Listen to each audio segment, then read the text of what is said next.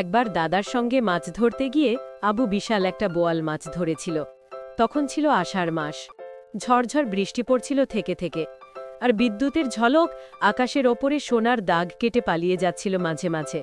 যাবার সময় মেঘের আড়াল থেকে তবলার শব্দ শুনিয়ে দিচ্ছিল। আবুর যে বয়স, তাতে তার ঘন বর্ষার রাতে মৌরি বিলে মাছ ধরতে যাওয়ার কথা নয়, কারণ বয়স তার মোটে 10। বড় ভাইরা তাকে কোনো সময় সঙ্গে নিতে চায় না। বোয়াল মাছ ধরার দিনও দাদা সাজেদ ও তার বন্ধুরা একেবারেই জানতে পারেনি যে ছোট্ট আবু তাদের সঙ্গে যাচ্ছে। বলে কয়ে যেতে চাইলে দাদারা ওকে সঙ্গে নেবে না, তাই বেচারা আবু চুপি চুপি গিয়ে নৌকার খোলের মধ্যে ঢুকে লুকিয়েছিল এবং সেখানেই সে ঘুমিয়ে পড়েছিল। বর্ষাকাল মানে আষাঢ় এলেই মৌরি বিলে প্রচুর মাছ পড়ে। বোয়াল, পাঙ্গাস থেকে শুরু করে ট্যাংরা, পুঁটি, পার্শে, বেলে সবই পাওয়া যেত। আবুর বড় ভাই সাজেদের মাছ ধরার নেশা খুব। অনেকবার সে বড় বড় মাছ ধরেছে। এবারও দুই বন্ধু বিপুল আর বাইজিৎকে নিয়ে সে মাছ ধরার প্ল্যান করেছিল। তারপর সব গোছগাছ করে বাড়ির নৌকাটা নিয়ে মৌরি বিলের পথে রওনা হলো। সঙ্গে নিল কয়েক রকম জাল, হারিকেন, মাছ আনার বড় বড় খালুই, আর নিল রাতের খাবার। নৌকা বাইবে কিষান তিনু, দরকার হলে এরাও হাত লাগাবে। অতিরিক্ত দুটো বৈঠাও সঙ্গে করে নিল তারা। ওদিকে আবু ছটফট করছে কি করে সে ওদের সঙ্গে যাবে।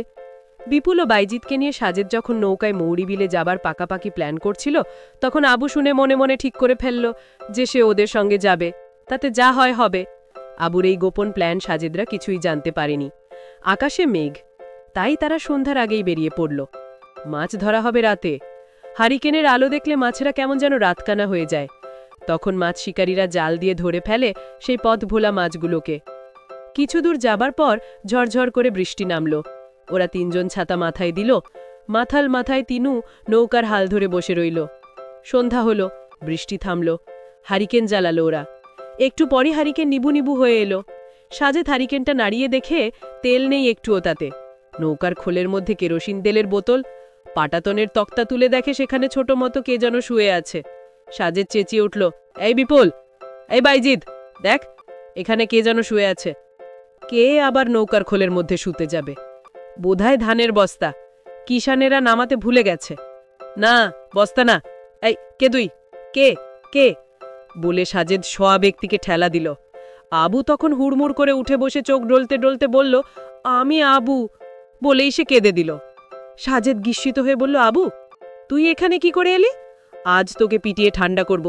কাউকে না বলে চলে এসেছিস। বাড়িতে সবাই তো কান্নাকাটি শুরু করেছে। তাহলে তো মাছ ধরা যাবে না, বাড়ি ফিরে যেতে হবে। আবু তখন কাঁদতে কাঁদতে বলল, দাদা, মেরো না আমাকে। আমি লুকিয়ে লুকিয়ে তোমাদের সাথে এসেছি মাছ ধরার জন্য।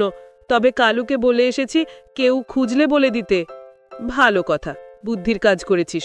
তা পুচকে ছেলে, তুই কি মাছ ধরবি? বড় মাছ ধরবো দাদা। বেশ, থাক, বড় মাছ তোকেই ধরে না নিয়ে যায় দেখিস। দাদার আশ্বাস পেয়ে আবু মনের সুখে গান ধরল। সাজেদ শুনে বলল, তুই বরং পাটাতনের নিচে তোর জায়গায় গিয়ে ঘুমিয়ে থাক। মাছ এসে তোকে ডেকে তুলবে। না, আমি ঘুমাবো না, বড় মাছ ধরবো। তোমরা মাছ ধরবে আর আমি ঘুমিয়ে থাকবো? তা হবে না, তা হবে না। তা তুই মাছ কি দিয়ে ধরবি? আমি বড়শি আর টোপ নিয়ে এসেছি। আবু তখন তার পুটলি থেকে বড়শি আর টোপ বের করে দেখালো। তা দেখে সাজেদ ও তার বন্ধুরা হেসেই গড়াগড়ি। এমন অদ্ভুত বড়শি আর টোপ তারা কখনো দেখেনি। সাজেদ বলল, এই তোর বড়শি, কেরোসিনের টিনের আংটা দিয়ে বানানো। এই দিয়ে মাছ কেন, কুমিরও ধরতে পারবি। জলহস্তি তো আমাদের দেশে নেই, থাকলে তাও তোর এই বড়শি দিয়ে ধরতে পারতিস। তা দেখি তোর টোপ। ও, তেলাপোকা। মাছ কি তেলাপোকা খায়? খায় খায়, আমি জানি। ঠিক আছে, তুই নৌকায় বসে কুমির, জলহস্তি যা খুশি ধর। আমরা পানিতে নেমে জাল ফেলব। দেখিস ঘুমিয়ে পড়িস না যেন। আর তিনু ভাই, তুমি ওকে দেখো। আমরা চললাম, দেরি হয়ে গেল অনেক। আর দেরি করলে মাছ পাওয়া যাবে না। তোর জন্য খালি খালি সময় নষ্ট হলো। বলে কয়ে এলে কি হতো? আবু কোনো জবাব না দিয়ে চুপ করে রইল। একা নৌকায় থাকতে পেরে আবুর খুব আনন্দ হলো। সে তাড়াতাড়ি মাছ ধরার সরঞ্জাম বের করল। তার দুটো বড়শিলে তেলাপোকার টোপ গেথে পানিতে ছুড়ে দিল। তারপর বড়শির দাড়ি নৌকার গলুইয়ের সঙ্গে জড়িয়ে বেঁধে বসে রইল। অন্ধকার চারদিক, মাঝে মাঝে বিদ্যুৎ চমকাচ্ছে। আবুর মনে খালি একটাই ভয়, বড়শিতে মাছ ধরা পড়বে কিনা। এত কষ্ট করে লুকিয়ে এসে যদি মাছ না পায়, তাহলে তো সবাই খেপাবে। বড়শির দাড়ির সঙ্গে কয়েকটা জোনাকি পলিথিনের থলের মধ্যে ভরে ফাতনার মতো বেঁধে দিয়েছিল। ফাতনার দিকে সে চেয়ে বসেছিল। সুবোধ কাকার কাছে সে শুনেছিল যে বোয়াল মাছ তেলাপোকা ভালোবাসে, তাই সে তেলাপোকার টোপ দিয়ে 5টা চিতল মাছ ধরেছিল। সেই অবশ্য অনেকদিন আগের কথা। আবু ভাবতে লাগলো মাছের কথা। এমন সময় সে দেখল ফাতনাটা সাঁ করে পানির মধ্যে ডুবে গেল। সে তাড়াতাড়ি গলুয়ের সঙ্গে বাঁধা বড়শির দাড়ি ছাড়তে লাগলো। ছাড়তে ছাড়তে দাড়ি প্রায় শেষ হয়ে গেল। তারপর সে দাড়ি টেনে টেনে আবার গলুয়ের সঙ্গে জড়াতে লাগলো। প্রথমে দাড়িতে ভার লাগলো না, তার মনটাই দমে গেল। কিন্তু একটু পরেই দাড়িতে ভার বোধ হতে লাগলো আর খুব টানাটানি শুরু হয়ে গেল। এমন সময় বৃষ্টি নামলো। তিনু হাল ধরে বসেছিল। আবু তিনুকে প্রাণপণে ডাকতে লাগলো, তিনু ভাই, তিনু ভাই, বড় মাছ, শিগগির আসো। তিনু বলল, ধুর পাগল, এই বিলে বড় মাছ কোথা থেকে আসবে?